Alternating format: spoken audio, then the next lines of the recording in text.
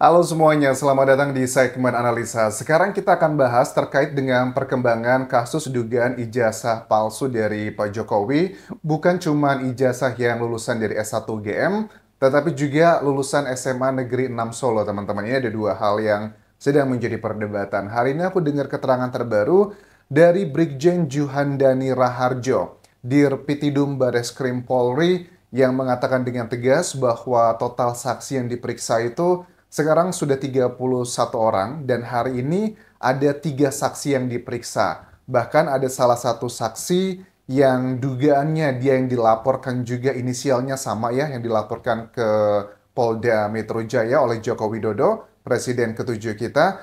Ini namanya adalah Wakil Ketua Tim Pembela Ulama dan Aktivis Rizal Fadila. Itu kan inisialnya RF ya. Dan itu salah satu inisial yang dilaporkan juga yang kita tahu di media. Rizal Fadila itu tak bisa hadir karena mengalami kecelakaan di Bandung pada saat kemarin baru aja selesai diperiksa di Bareskrim Polri. Selain itu yang datang hari ini ada 3 saksi, Rustam Effendi, Kurnia Triroyani, dan juga Damai Hari Lubis. Apakah mereka adalah beberapa atau salah satu di antaranya adalah orang yang dilaporkan oleh Joko Widodo? Kita akan coba lihat nanti ya keterangannya seperti apa. Bahkan hari ini juga ada keterangan yang disampaikan bahwa tim dari Mabes Polri itu sudah langsung datang ke Solo dan juga Yogyakarta. Ke Solo itu untuk mengambil sejumlah sampel dari ijazah teman-temannya Joko Widodo. Terus juga di UGM juga sama di Jogja. Itu ada sekitar 7 ijazah yang diambil untuk dilakukan uji laboratorium. Untuk mengecek ini kan seperti kita tahu.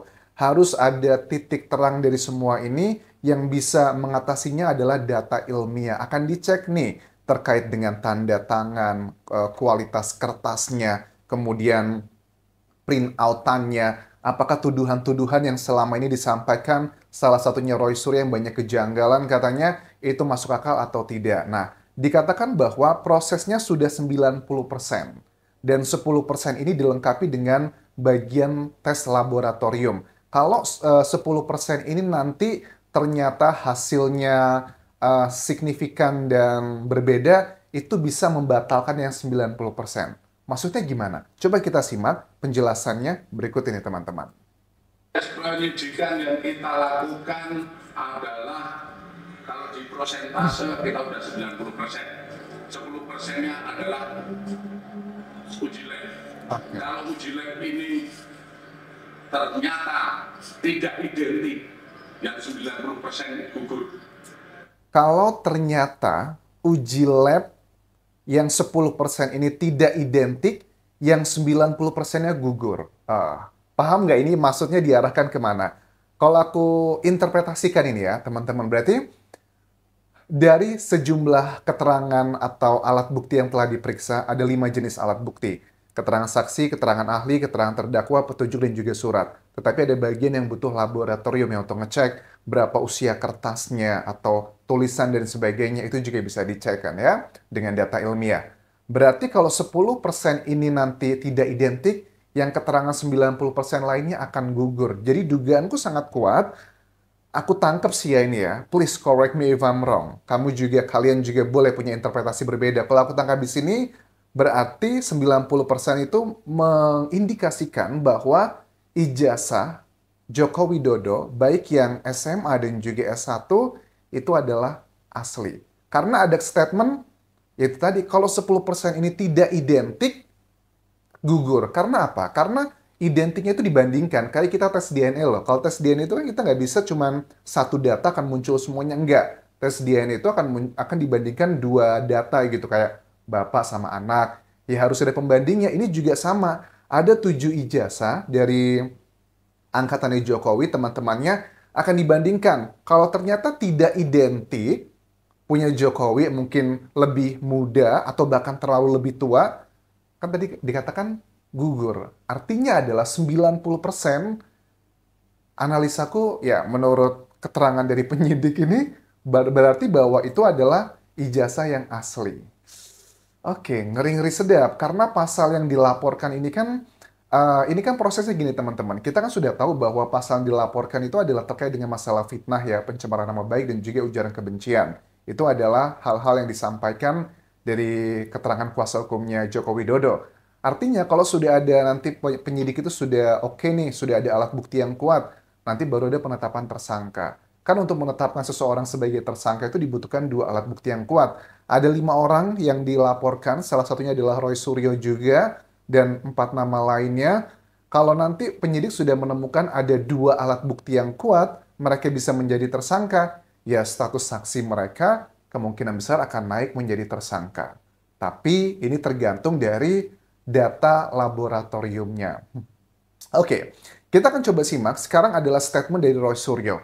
Di beberapa statementnya, beberapa hari terakhir ini aku lihat Pak Roy Suryo itu kelihatan banget sumringah, tapi sumringahnya itu menyimpan kayak banyak keraguan. Nah, jujur dengan segala hormat, Pak Roy Suryo ini berani banget ya. Kesannya kayak interpretasi sebagian orang yang pro dengan Jokowi kayaknya mengejek gitu. Apalagi pada saat statement wawancara, kan Pak Jokowi pernah mengatakan terakhir ya bahwa saya itu sudah direndahkan serendah-rendahnya. Saya itu sudah dihina sehina-hinanya. Kemudian Roy Suryo membuat kata-katanya Jokowi tersebut diselipkan dalam sejumlah wawancaranya yang dikesankan kayak mengejek. Ini salah satu di antaranya, teman-teman. Ini justru bentuk konkret dari merendah-rendahkan pengadilan, menghina pengadilan. Siapa yang bilang dia akan datang kalau dipilih pengadilan? Nyatanya, udah fakta. Tadi siang itu ada mediasi yang seharusnya dia datang. Dia nggak datang, malah nyanyi di rumahnya. Padahal ada orang Oke. Kan ini waktu sidang yang kemarin ya di Pengadilan Negeri Surakarta ya. Harusnya kan ada tahapan mediasi tapi Jokowi nggak hadir. Kata Roy Suryo malah milih nyanyi. Padahal Jokowi sudah mengatakan bahwa dirinya akan menunjukkan ijazahnya kalau yang meminta adalah pihak yang berwenang. Dikatakan loh ini pengadilan loh yang minta. Tapi kenapa juga kamu nggak datang gitu? Justru ini malah menghinakan, merendahkan pengadilan begitu. Ya, seperti kalian tahu, sudut pandang dari tim kuasa hukumnya Jokowi bilang bahwa ini kan masalah perdata ya. Artinya mediasi itu adalah bagian yang memang menjadi tahapan sebelum masuk ke dalam persidangannya. Jokowi mengatakan dengan tegas lewat kuasa hukumnya bahwa ya sudah, saya tidak mau berdamai. Saya sudah kesannya kayak ngerasa sakit hati, ya sudah jadi makanya dibuktikan aja. Kalau memang kalian meyakini ijazah SMA dan juga S1 saya palsu, coba kita pengen lihat bukti-buktinya seperti apa. Nanti juga ada tandingannya. Kalau dari tim Mabes Polri kan juga ada yang katanya 10%, diceknya adalah laboratorium ya. Nanti ini akan diuji teman-teman dalam persidangan. Timnya dari Roy Suryo atau yang lainnya juga kalau seandainya mereka nanti menjadi tersangka gitu, dalam persidangan juga akan adu data gitu. Misalnya keterangan ahli kan jatuhnya ini, keterangan ahli dari yang terdakwa, keterangan ahli dari jaksa penuntut umum. Nanti mereka akan saling menjelaskan.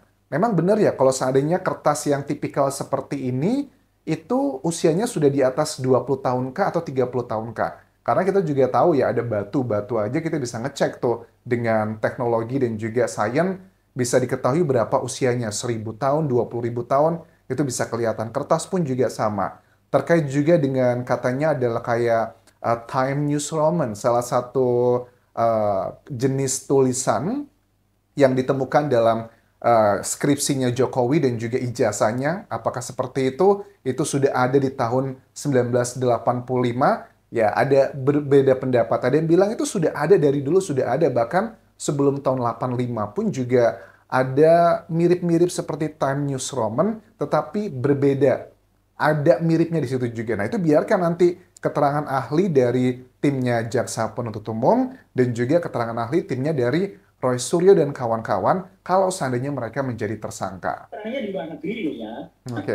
Itu adalah bagian yang menurut Roy Suryo justru memalukan begitu. Terus terkait dengan aturan MA yang mediasi nih teman-teman.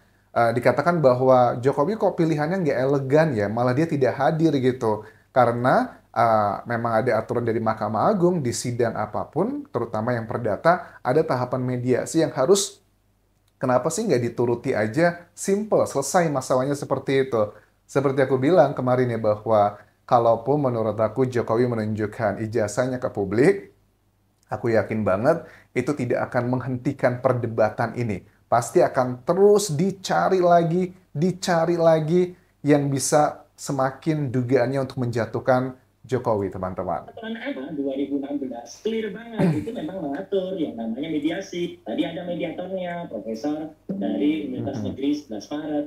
Sudah ada semua, sudah diciptakan, negara sudah menciptakan itu. Kalau dia datang menunjukkan itu, kan publik bisa melihat ini elegan. Oke, Mas Freddy tadi mengatakan pilihan, ya ini pilihannya tidak elegan, pilihan yang kurang bagus lah gitu. Saya juga, waduh, kok kayak gini yang dipilih gitu. Ini sarannya kurang bagus. Kalau dia datang menunjukkan bagus, misalnya ketika di Jakarta juga misalnya kemarin tanya lapor ya Mas Deva. Lapor itu kan ya kita lucu aja lah gitu, kita lihat aja nanti ya. Orang lapor ada ijazah kan harusnya juga ijazahnya itu diperiksa, disimpan dulu atau disita oleh kepolisian. Itu adalah statement yang pedas banget. Bahkan dikatakan begini katanya, pada saat melapor harusnya menurut Roy Suryo adalah ijazahnya itu disimpan, disita dulu. Kok aku nggak yakin ya aturan hukumnya seperti itu ya, karena hari ini juga kita tahu ya bahwa tim dari Mabes Polri kan mendatangi Yogyakarta dan juga Solo ya untuk mengambil sampel pembandingnya ijazah SMA dan juga S1 teman-temannya Jokowi untuk nanti dicek.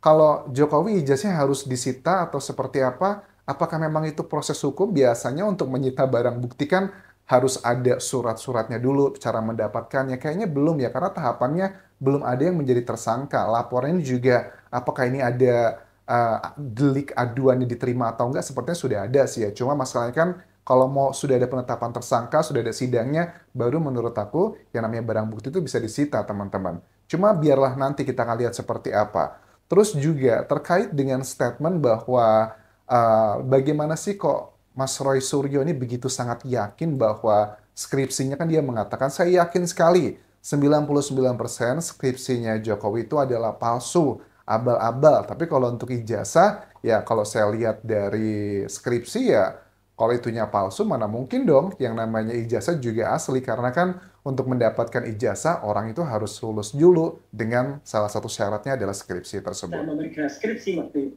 Dan ketika saya memeriksa apa yang ditunjukkan oleh kader salah satu partai PSI itu, dan yang ditunjukkan oleh dekan Fakultas Kehutanan Dr. Sigit Sunata yang menulis itu berupa fotokopi. Kalau fotokopinya dan yang diposting itu sinkron, ya berarti itu bisa dianalisis. Kalau nanti misalnya penelitian di lain, nah ini malah jadi soal ini, jadi berita. Jadi selama ini yang dipakai untuk disebut ijazah itu apa? Tapi sekali lagi, skripsi itu adalah skripsinya tidak patut dan tidak layak. Skripsinya kita berani main 99,9% itu adalah palsu. Kalau skripsinya palsu, ibaratnya pasti ini kayak telur. Kalau telurnya jadi pedes banget ya, dan sangat yakin banget apa yang disampaikan Roy Suryo ini bahwa skripsinya adalah palsu. Ya, Roy Suryo juga kan seseorang yang berpendidikan, juga adalah mantan menteri, pasti juga punya alasan yang kuat kenapa menyampaikan ini. Cuman manfaatnya apa ya buat masyarakat? Ya, manfaatnya kan dibilang bahwa ini sebagai presiden buruk nih buat masyarakat Indonesia kalau ternyata Jokowi itu menggunakan ijazah palsu. Kesannya ngapain kita kuliah capek-capek, ternyata nggak penting-penting banget. Tapi kayaknya bukan cuma presiden, ini sebagai pikiran kritis saja ya. Kayaknya memang di Indonesia itu begitu ya. Kalau kita mau mendapatkan kesuksesan dalam hal duniawi dan juga ekonomi, kayaknya memang pendidikan itu bukan menjadi faktor utama. Banyaklah pejabat-pejabat atau bahkan wira swasta juga nggak butuh yang namanya ijazah tinggi. Dan untuk Indonesia, syarat menjadi calon presiden, salah satu syaratnya itu adalah minimal lulusan SMA. Kamu nggak lulusan S1 juga nggak masalah, begitu. Dan Roy Suryo mengatakan dengan tegas bahwa saya itu dan yang lainnya yang dilaporkan tuh bangga sebagai lulusan UGM. Tapi kok Pak Jokowi malah ngerasa kayak malu dan direndahkan. Tunjukkan aja ijazahnya kalau memang bangga sebagai alumni UGM, saya juga bisa menunjukkan begitu. Aku paham sih, ini udah bukan lagi tentang bangga atau enggak, tapi karena sudah ada unsur sakit hati. Proses ini kan cukup panjang ya. Isu ini kan sudah ada sejak 2 tahun yang lalu. Makanya aku yakin yang dirasakan Pak Jokowi itu bukan cuma karena 1 event atau 2 event atau 2 percakapan, 3 percakapan, tapi sudah kayak fenomena gunung es gitu loh. Yang kelihatan itu cuma sedikit Pak Jokowi marahnya, tapi sebenarnya sepertinya Presiden ke-7 kita itu sudah menyimpan kekesalan yang sudah begitu banyak seperti api dalam sekam gitu. Api dalam sekam, apinya tuh kelihatannya sedikit di luar, tetapi di dalam kobarannya luar biasa banyak. Terima kasih sudah menonton. Sampai ketemu lagi di video berikutnya. Tinggalkan like dan juga komen. Subscribe channel YouTube ini. Follow Instagram, Facebook pageku, dan juga akun TikTok Dian Jasa Sumara. Sampai jumpa.